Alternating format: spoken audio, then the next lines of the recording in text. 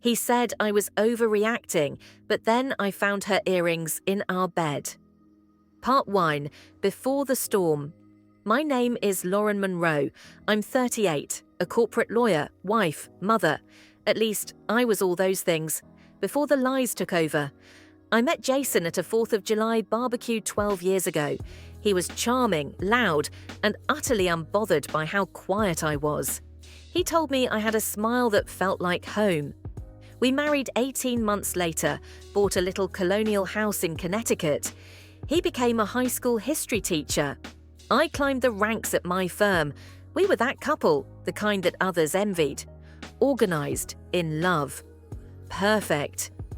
We had our daughter, Lily, 4 years in. Everything changed after that. Sleepless nights, career stress. We stopped being husband and wife and started being co-parents and roommates. I thought it was normal. I thought the distance was a phase. It wasn't. Part 2. The shift. It started small.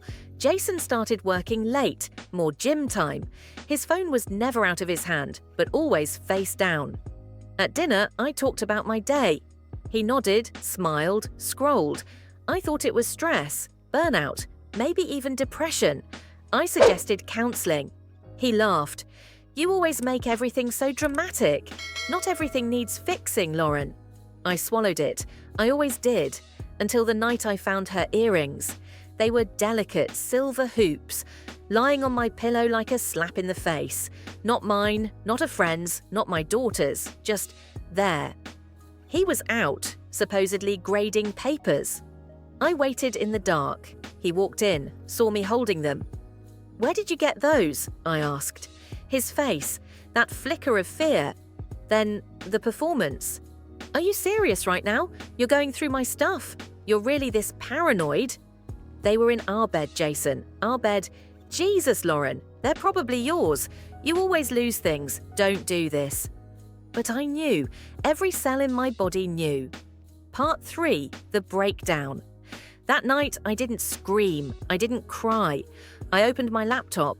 I went through 6 months of credit card charges, hotel names I didn't recognize, Uber rides at midnight, flowers that never came to our house.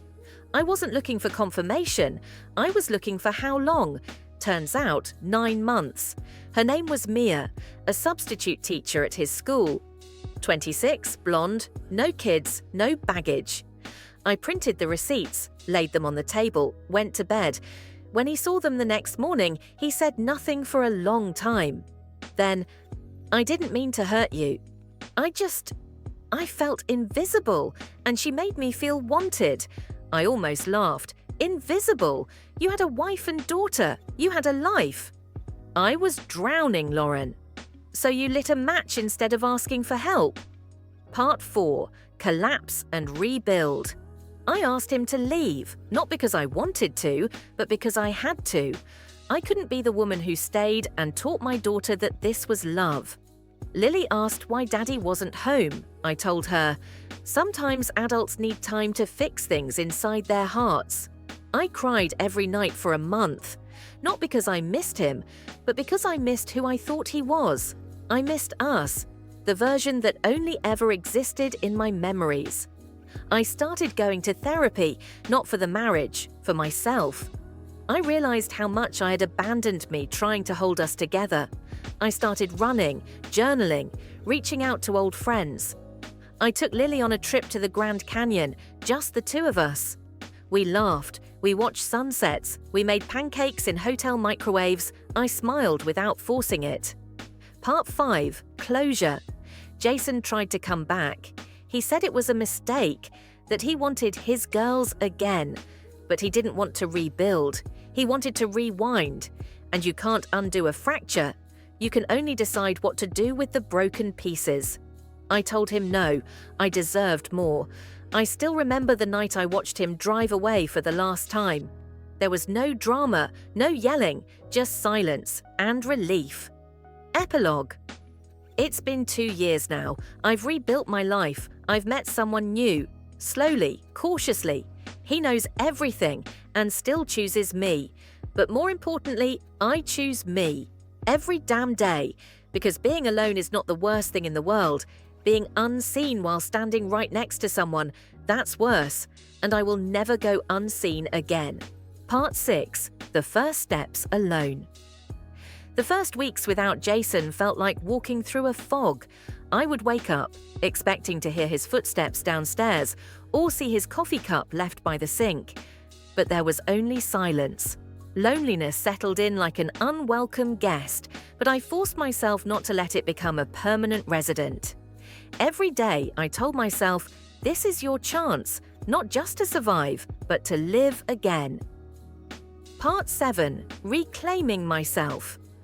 I started small, morning runs at dawn when the world was still quiet, rediscovering books I loved but hadn't touched in years, cooking new recipes for Lily, whose smiles became my anchor. Therapy was painful. It forced me to face truths I'd buried beneath years of denial and sacrifice. But with every session, I peeled away layers of doubt and shame. Part 8. The Unexpected Call. One evening, I received a call from Mia. Her voice trembled. "Lauren, I'm sorry. I never wanted to be the reason your family fell apart." I was silent. She told me how she'd left the school, moved out of town, tried to start over.